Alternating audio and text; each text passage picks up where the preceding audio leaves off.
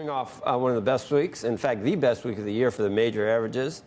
And now multiple factors that scared the bond market and drove bond yields higher seem to be less worrying for investors. Yeah, pretty amazing, Steve. 4.5 now. I guess it was 4.59, but still, that came very quick and very unexpectedly on the 10-year.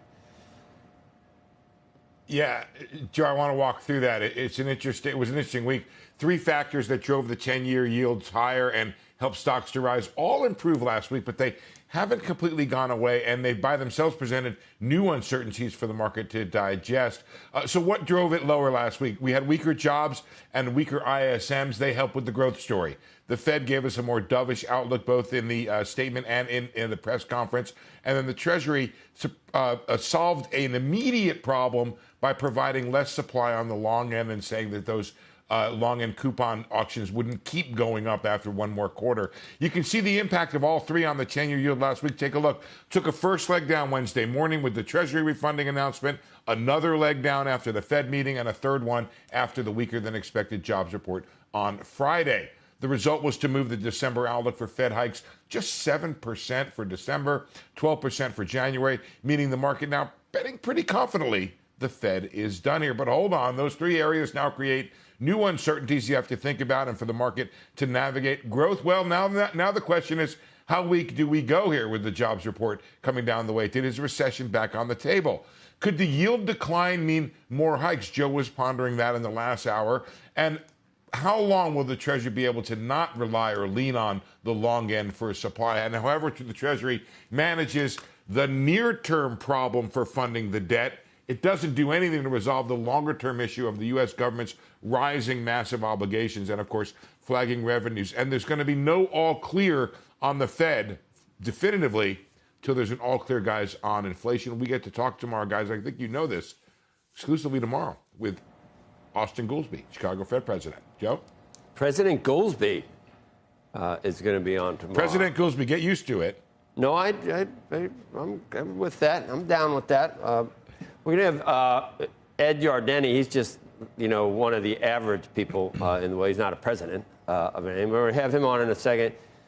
And the first thing I'm going to ask him, one of the things that he's saying, Steve, is that he's kind of shifting his focus away from what's been controlling everything, interest rates and the Fed, to oil and what happens from geopolitical insanity that we're seeing earlier I said something about a war, and I had to say which war. I mean, just in that statement right there, that speaks volumes, doesn't we? Have to be specific about which war we're referring to. I'd be interested to hear what Ed has to say.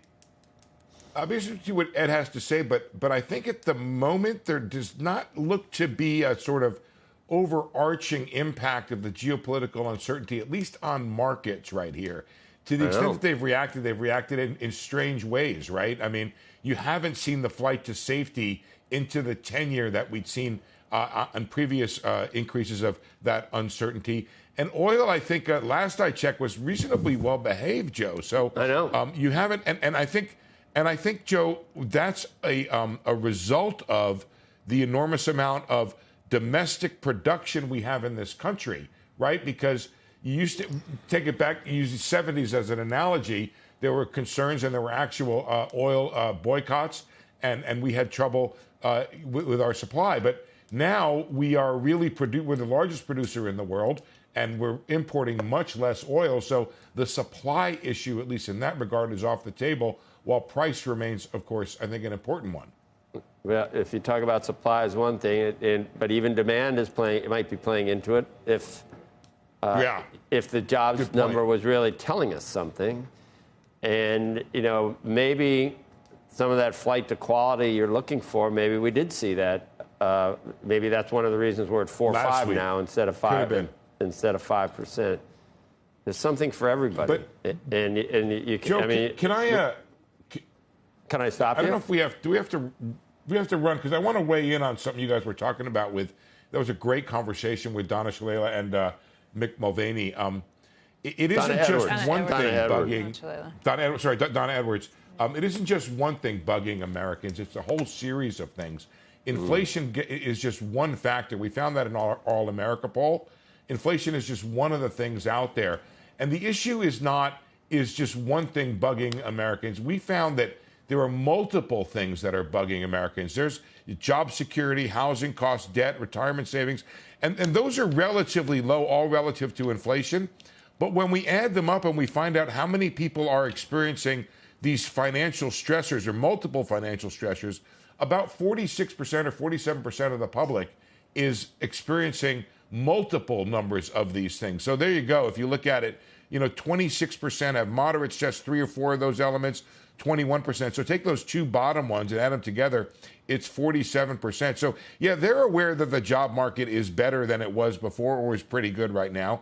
But it's the multiple ones, and those people experiencing in those two categories at the bottom there are key Democratic constituencies. They're African Americans, they're Hispanics, and they're especially single women who would otherwise be very strong when it comes to Democratic support. But then you have single women are among those experiencing among the most financial stress out there. Yeah.